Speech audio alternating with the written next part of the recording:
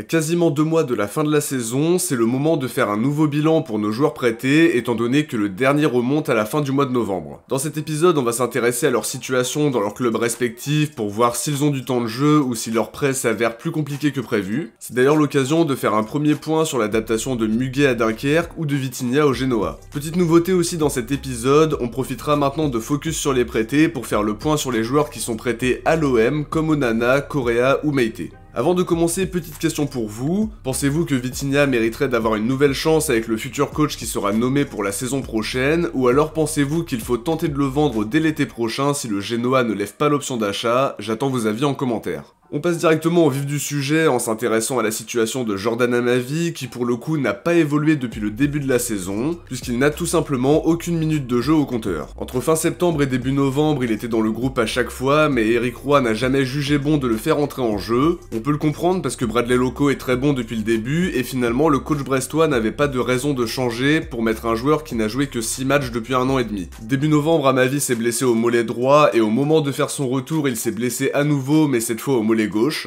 A priori, il a fait son retour à l'entraînement il y a quelques jours de ça, mais il devra attendre encore un peu pour reprendre le rythme de la compétition. A voir s'il aura l'occasion de jouer un peu d'ici la fin de saison, mais avec Bradley Loco devant lui, ça devrait être assez limité, surtout vu les nouveaux objectifs du stade brestois. Ses 3 derniers prêts ne sont pas concluants, il n'a joué que 9 matchs à Nice, 6 avec Retafe la saison dernière. Pour rappel, il aura encore 1 an de contrat quand il reviendra. Je l'imagine mal s'asseoir sur sa dernière année de contrat, et je pense qu'il sera prêté une nouvelle fois pour tenter de limiter la casse, puisque sa prolongation est une catastrophe économique qui impacte nos finances, alors qu'il n'a plus porté les couleurs de l'OM depuis le match face à Chauvigny en janvier 2022, soit 6 mois après sa prolongation en urgence. On enchaîne avec un petit point sur le prêt d'Aylan Ben Yayatani. Ce sera le dernier puisque son prêt à Empoli a été cassé fin janvier, même si l'info est un peu passée inaperçue. À la base, il était prêté jusqu'en juin avec option d'achat pour jouer avec les U19. Au final, le bilan est très décevant avec seulement 2 courtes apparitions avec la Primavera. À côté, il a joué 3 matchs avec les U18 pour une passe D face à la Fiorentina. Par conséquent, il est revenu au club pour réintégrer l'équipe réserve avec qui il a joué les matchs face au Servette Genève et face à Beaucaire plus récemment. Pour rappel, il sera en fin de contrat au mois de juin. La direction ne semble plus miser sur lui puisqu'il l'avait initialement prêté avec option d'achat pour récupérer une petite indemnité et éviter un départ libre. Je pense qu'on est très loin d'une prolongation aujourd'hui et qu'il partira à la fin de son contrat. C'est dommage par rapport au potentiel qu'il montrait il y a 1 ou 2 ans, mais par la suite il a commencé à stagner et son prêt raté à Empoli ne plaide pas en sa faveur. A voir maintenant s'il brillera un peu avec la N3 d'ici la fin de saison puisque ça pourrait éventuellement faire évoluer la position de la direction.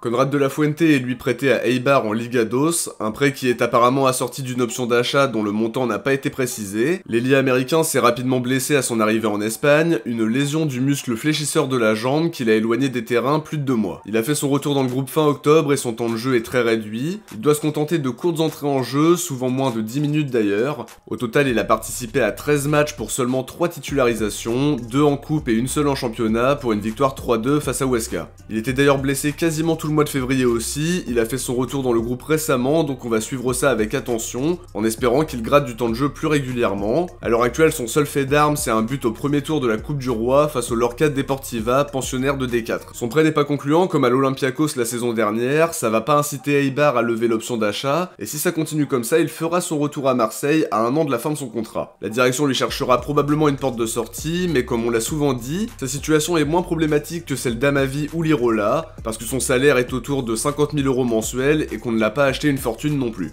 On le disait en intro, ce 3e épisode c'est le moment de faire un premier point sur l'adaptation de Vitinha au Genoa, lui qui a été prêté fin janvier avec une option d'achat de 25 millions d'euros et probablement une prise en charge totale du salaire par le club italien. On n'a pas la confirmation mais a priori la baisse du transfert de Malinowski serait un arrangement qui permettrait de couvrir le salaire de Vitinha sur les 6 prochains mois. Une manière de limiter la casse en baissant la masse salariale pour cette saison. En tout cas, pour revenir au sportif, il n'a pas été titulaire sur ses 3 premiers matchs. C'est 13 minutes face à Empoli, une entrée dans les arrêts de jeu face à l'Atalanta, 7 minutes face au Napoli. Après, il n'est pas entré en jeu face à l'Udinese, mais il a joué une trentaine de minutes face à l'Inter hier soir. Il lui reste 11 matchs pour convaincre au Genoa, mais si son temps de jeu reste aussi limité, c'est quasi certain qu'ils ne lèveront pas l'option d'achat, déjà que je suis pas très optimiste. Elle est très élevée et ce serait un investissement record pour le Genoa devant les 19 millions du transfert de Pinamonti, ça peut pas être pris à la légère.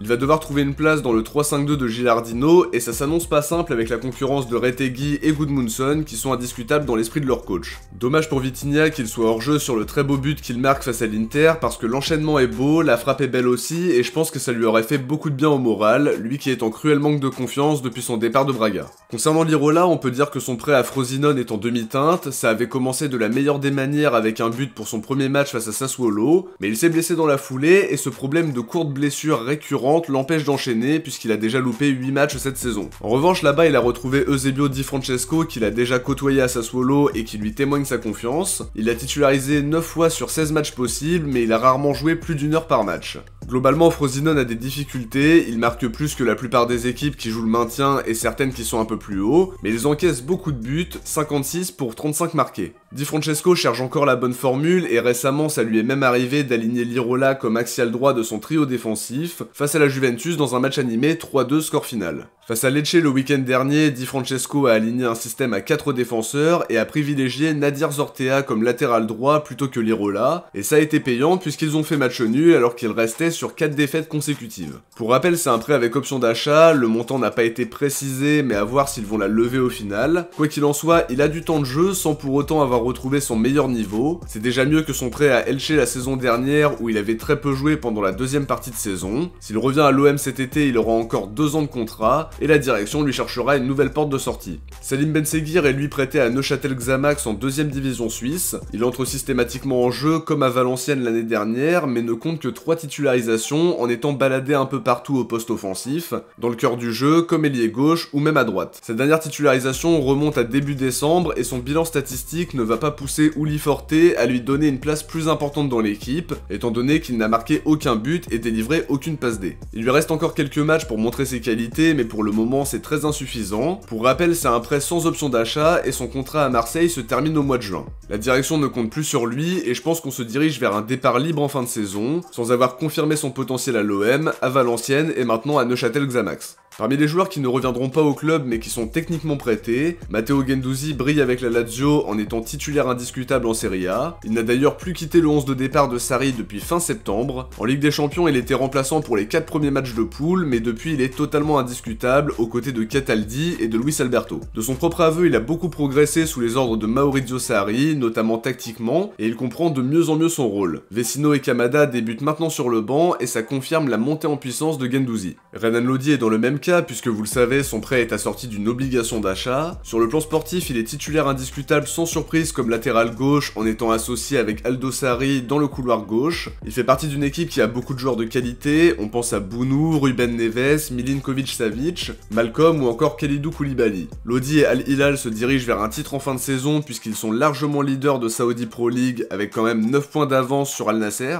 En revanche, il n'a pas joué les matchs de Ligue des Champions asiatiques jusqu'à présent. J'ai pas trouvé l'information après mes recherches, mais peut-être qu'il n'a pas pu être qualifié puisqu'il est arrivé en cours de saison. C'est aussi l'occasion de faire un premier point sur François-Régis Muguet qui a été prêté à Dunkerque pour les aider dans leur mission maintien. Il avait beaucoup de prétendants en Ligue 2 comme Saint-Etienne ou Caen par exemple, mais le choix d'aller à Dunkerque a été motivé par le temps de jeu qui lui a été promis. Il est entré en jeu pour ses 2 premiers matchs, d'abord face à Saint-Etienne avec un petit raté en fin de match, puis face à Rodez.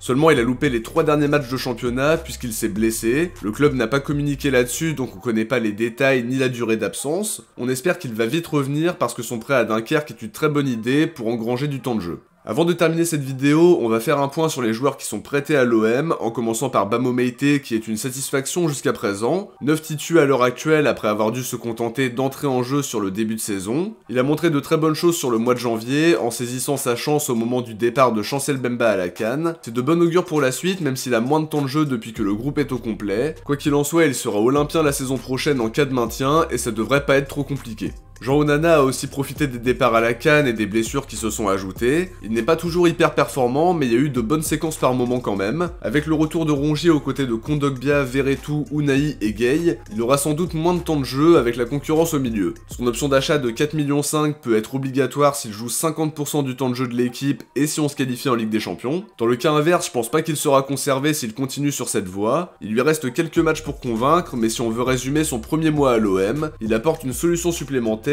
mais il n'a pas été hyper convaincant non plus. Joaquín Correa de son côté a été très décevant à ses débuts en montrant beaucoup de nonchalance, une attitude qui nous a beaucoup déçus surtout quand on connaît les qualités du joueur. Il ne semble pas se donner les moyens de réussir à Marseille alors que c'est pas le talent qui manque. Il a été titulaire 8 fois depuis le début de la saison sans marquer ni délivrer de passe D. Faut pas oublier aussi qu'il a été absent un mois après avoir été victime d'une blessure à la cheville face à l'Ajax. L'option d'achat de 10 millions d'euros sera automatiquement levée si on se qualifie en Ligue des Champions en fin de saison. Si c'est pas le cas, l'option passera à 13 millions d'euros mais ne sera plus obligatoire. Dans ce cas de figure, la direction ne la lèvera certainement pas et ce serait logique au vu de ses prestations, même s'il peut encore nous rendre de bons services d'ici la fin de saison, mais il devra changer son attitude.